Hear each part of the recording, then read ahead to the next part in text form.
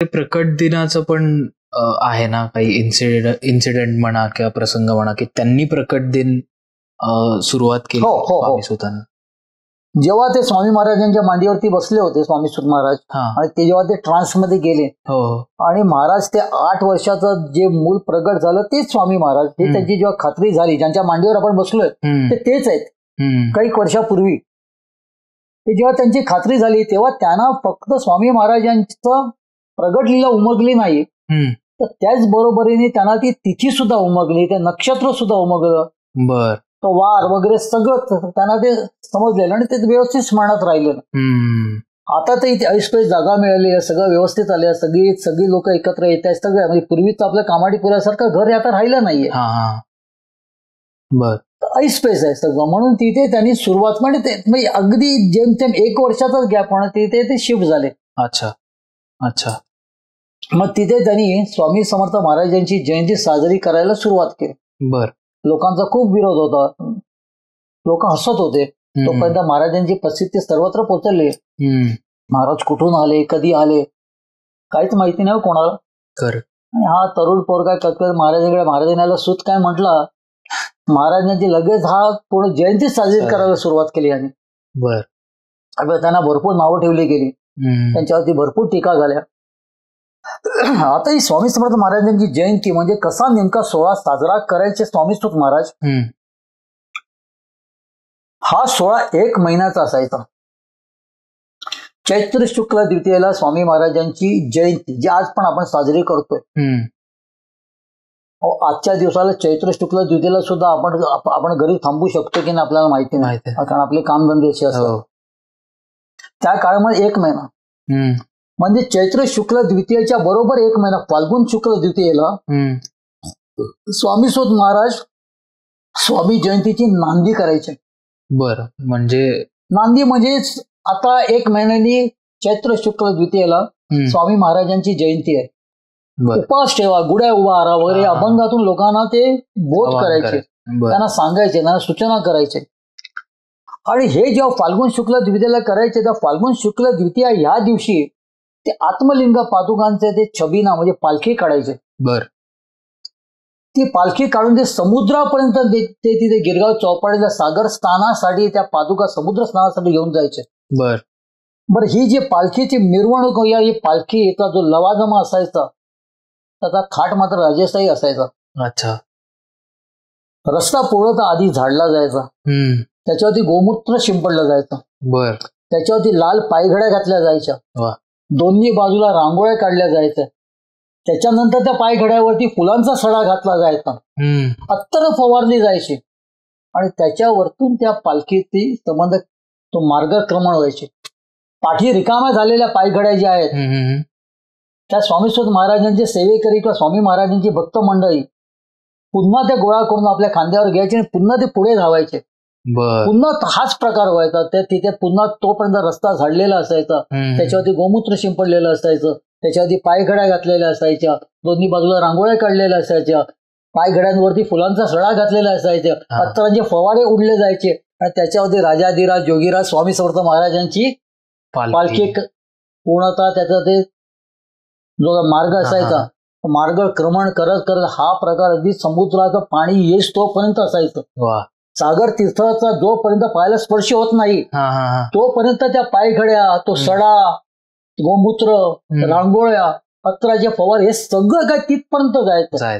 तिथे गेल्यावरती स्वामी सुत महाराज स्वामी महाराजांच्या पादुका आत्मलिंग जे असायचं त्याला स्नान घालायचे, समुद्र स्नान. बर. या सोहळ्याला स्वामी सुत महाराजांनी नाव दिलेलं स्वामी महापर्वणी. अच्छा. त्याच्यावरती स्वामी महापर्वणी म्हणजे नेमकं काय भक्त मंडळीने एक दिवशी विचारलं तेव्हा त्यांनी त्यांना सांगितलं की स्वामी महापर्वणी व्रत हेची एक नसे तुल्य पाहता कपिला षष्टी. ओके. हे स्वामी महापर्वणी हे असं व्रत आहे जर तुम्ही ते बघितलं तर त्याचा मोल कपिला षष्टीला सुद्धा नाहीये.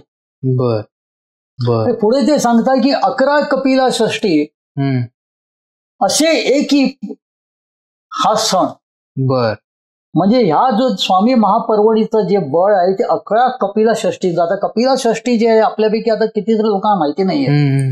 पण कितीतरी योग असे एकत्र जुळून आल्यावरती तो कपिलषष्ठीचा दिवस, तो वार, ते नक्षत्र वगैरे सगळं काय, आता माझ्याकडे त्याचे डिटेल्स नाहीयेत. अच्छा. आहेत पण ते मी त्यावेळेला ती बरोबर तसे कॉपी करून मी त्या माझ्या लेखामध्ये लिहिलेले आहेत. पण कितीतरी एवढे ते योग जुळून यावे लागतात की कधी कधी आयुष्य सरतं. पूर्ण आपण आयुष्य व्यतीत करून आपण मरतो तरी आपल्या आयुष्यात कधी तो कपिलषष्ठीचा योग येत नाही. असे आपल्यापैकी काही जण आहेत. बर बर बर. अशा 11 कपिलषष्ठीचा योग तुम्ही एकत्र घेऊ शकता. तो पण दरवर्षी स्वामी महाराजांच्या पादुकांचा बरोबर तुम्ही स्नान करा. बर.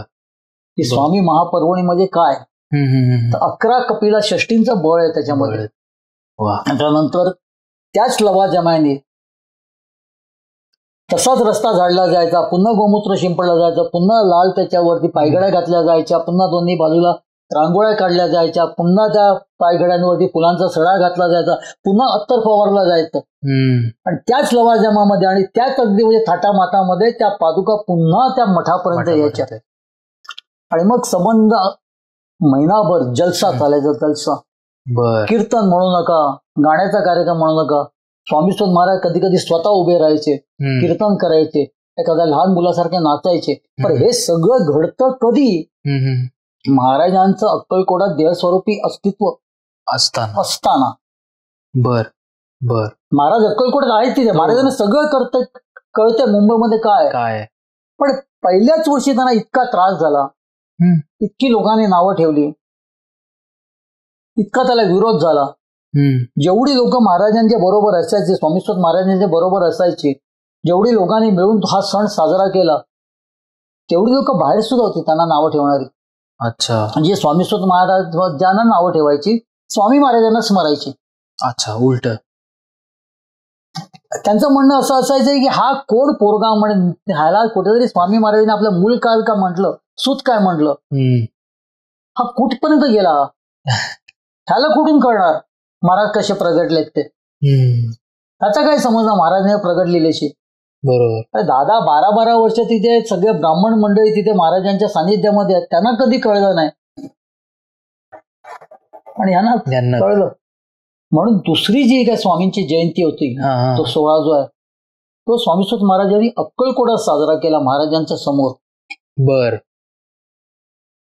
पण असा उल्लेख आहे की एका हमालाच्या डोक्यावरती 2 भल्या मोठ्या टोपल्या, एकामध्ये खजूर आणि एकामध्ये भगर म्हणजे वरीच्या तांदळाचा गोड शिरा, या दोन्ही गोष्टी घेऊन ते हमालच. कारण महाराज स्वामीश्वर महाराज प्रसाद कधी असा वाटलाच नाही त्याने, ओंजळी भरूनच वाटला. स्वामींचा प्रसाद हा असाच असायचा, ओंजळी भरूनच. त्याच्यामुळे हमाल असायचे, मोठी टोपली घ्यायची, त्याच्यामध्ये आतमध्ये सगळे हे पदार्थ घेऊन सगळ्यांना ते अभंग गाऊन तिथे उपदेश करतायत. अरे आज माझ्या बापाचा वाढदिवस आहे, आज माझ्या बापांची प्रगटलीला आहे, आज माझ्या बापाची जयंती आहे, आज उपास कर, आज हे खा, असं करून ते उजवे भरून भरून प्रत्येकाच्या हातावर ठेवत असतात. स्वामी महाराज तिथे लांब बसलेले असतात, आजूबाजूला सगळे सेवेकरी होते. सगळे सेवेकरी अगदी अचंबित होऊन त्याच्याकडे पाहतायत, महाराजांकडे पाहतायत. महाराज अजून काही बोलत कशी नाहीयेत, एवढं हा पोरगा धाडस करतोय आणि महाराज आपले शांत बघतायत. बरं, तो जो बोलतो स्वामी महाराज कसे प्रगटले, तर गोट्यांचा तो खेळ.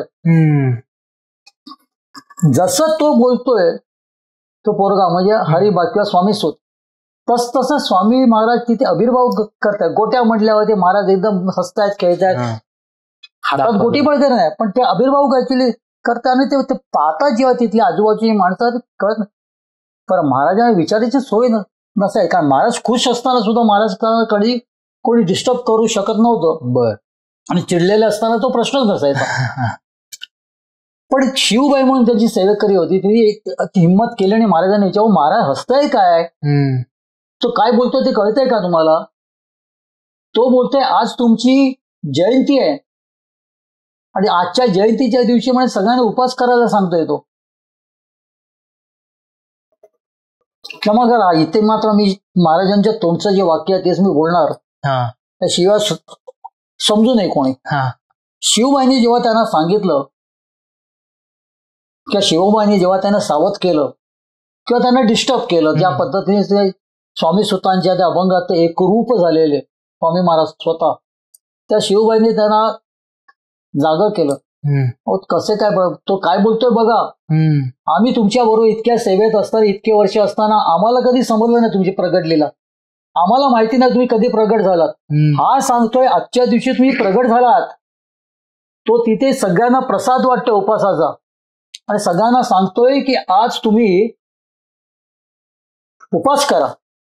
आज माझ्या बापाची जयंती आहे. स्वामी स्वामी बोला. सर्व काय ठीक आहे, पण उपास करा, स्वामी जयंती आहे, हे सगळं तो बोलतोय. तुम्ही आम्हाला अजूनपर्यंत नाही समजलं, तुम्ही गप्प होता ऐकतायत कसं. तेव्हा महाराज तिच्या रागावतर बोलतात, गब्बच रांडे, तो माझा लग्नाचा सोहळा आहे. बर. लग्नाचा सोहळा. महाराजांचं बोलणं नेहमी स्पष्ट नसायचं, त्याच्यातून आपल्याला अर्थ काढायचा. तो पूर्वीचा काळ होता. गोरगरिबांचे शेतकऱ्यांच्या एखाद्या मुलीचं समजा लग्न लावायचं असेल तर अगदी कर्ज काढून, शेत वगैरे घाण टाकून ते कर्ज काढून लग्न व्हायचं. म्हणजे एखाद्या गरीबाचं लग्न आहे म्हणून ते साधं 5-50 माणसं तिथे जमले आहेत, सोन्याच्या ऐवजी चांदीचं काहीतरी आपलं केलं आणि त्यांचं लग्न झालं, अशातला प्रकार नसायचा. लग्न म्हटलं का धूमधडाक्यात होण्याचाच सोहळा असायचा. तो तुमची काय परिस्थिती याच्यावर तुमचं लग्न नसायचं. तुम्ही घरी जर पोरांचं लग्न करतायत तर धूमधडाक्यातच व्हायला पाहिजे, तसा समज होता त्या काळामध्ये. म्हणून स्वामी महाराजांनी सांगितलं की अगं तू माझा लग्नाचा सोहळा आहे त्याच्याबद्दल बोलू नको, गप्प राहा. म्हणजे थोडक्यात काय, तू गप्प बस, तुला काय कळत नसेल तर. हा सोहळा धूमधडाक्यात साजरा करण्याचा आहे. त्याच्यात थोडासा म्हणजे तो अर्थ होता, पूर्णता. आणि त्याच्यानंतर मग एकदा स्वामी सुतांना स्वामी महाराजांकडून सर्टिफिकेट जणू ते मिळालेलं.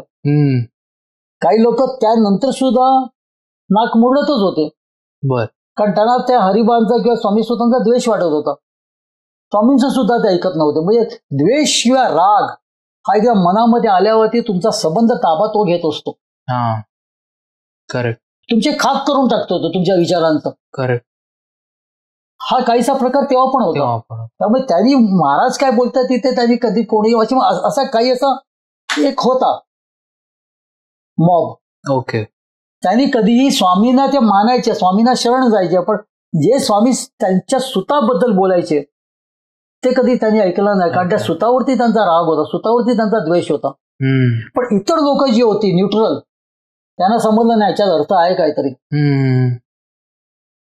आणि एवढा द्वेष होता आणि एवढं त्यांच्या पाठी तुम्हाला सांगतो ना की अगदी अलीकडेपर्यंत एक 25-30 वर्षापर्यंत स्वामी जयंती हा प्रकार अक्कलकोटमध्ये साजरा होत नव्हता. अजिबात नव्हता. बर. मला अक्कलकोट मधल्या एका माणसाने, मी तुम्हाला नाव सांगत नाही, पण त्या माणसाने मला या शब्दात विचारलं मी जेवत असताना, अरे कुठल्या भाड्याने म्हणते काय स्वामी जयंती वगैरे काय केली आणि आता ते तुझ्या मुंबई पुण्याचे. त्याला माझं ताट अन्नाने भरलेलं होतं.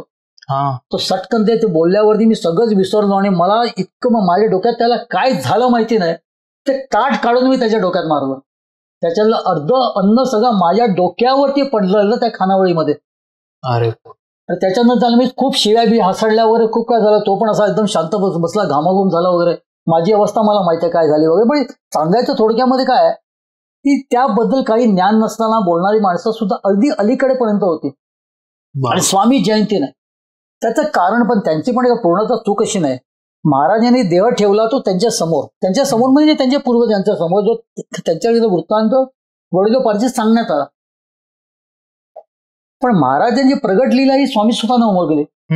1 वर्ष स्वामी सुतांनी अक्कलकोटमध्ये केलं, तेव्हा ते कोणाला स्वामी सुतांचं पटलं ते स्वामी सुतांच्या बरोबर गेले. बाकीचं काहीच नाही. पण महाराजांनी जेव्हा देह ठेवला ते अक्कलकोटचेच नाही, सगळे आजूबाजूच्या गावातले, शहरातले, मुंबई पुण्यातले तिथे धावत गेले. त्यामुळे जास्तीत जास्त लोकांना स्वामींचा पुण्यतिथी सोहळा हा माहिती होता. स्वामी महाराजांनी देह ठेवला हे त्यांच्या डोक्यामध्ये फिट झालं. स्वामी जयंती कुठेतरी मुंबईला कितीतरी कोसावरती कोणीतरी साजरी केली, कशी साजरी केली याचं सुद्धा ज्ञान नाही. कारण स्वामी सुतांवरती द्वेष असल्यामुळे स्वामी सुतांच्या बाबतीत जे काय घडलं ते सगळ्यांनी लिहिलं नाही. बर. किंवा सगळ्यांनी त्याची नोंद नाही ठेवली, किंवा ते ही गोष्ट जी आहे ती खालच्या आपल्या पिढ्यांना सांगितली सुद्धा नाही. बर. सुदैवाने गोपाळबुवा केळकर, मुळेकर वगैरे यांनी त्या लिहून ठेवल्यामुळे आजपर्यंत आपल्याकडे ते आलंय. आणि त्याच्यानंतर काही नोंदी मिळाल्यामुळे आपल्याला स्वामींचे महापर्वणी उत्सव सुद्धा कळला. बर बर. नाहीतर ते करण्याचं काही साधन नव्हतं. कारण ते अक्कलकोटचं वातावरण असं काही होतं. अक्कलकोटा मधली माणसं जी होती ती त्यांच्या व्यतिरिक्त इतरांना कोणालाही तिथे जास्ती महत्व देत नव्हतं. आणि ते साहजिक आहे, त्याच्यामध्ये काही चुकीचं घडत नव्हतं. कारण प्रापंचिक बुद्धी असते ती अशीच असते. बर बर. कांदेवाडीचा मठ तसा झाला. कांदेवाडीचा मठाची स्थापना झाल्याच्या नंतर स्वामी सुतांनी स्वामी महाराजांची जयंती अशी सुरू केली जी आजपर्यंत, त्याच्यानंतर पुढच्या काळामध्ये आपण महापर्वणी विसरलो आणि फक्त जयंती. आज ती महापर्वणी गिरगावात फाल्गुन शुक्ल द्वितीयेला काही स्वामी भक्त मंडळी एकत्र येऊन साजरी करतात. आज पण होते आणि त्याच लवाजमात होते. तसाच पायघड्या असतात, तसंच गोमूत्र शिंपडलं जातं, तसाच पायवरती फुलांचा सडा घातला जातो, त्याच्यात रांगोळी असतात, तसं अत्तर फवारलं जातं. तोच लवाजमा चालू आहे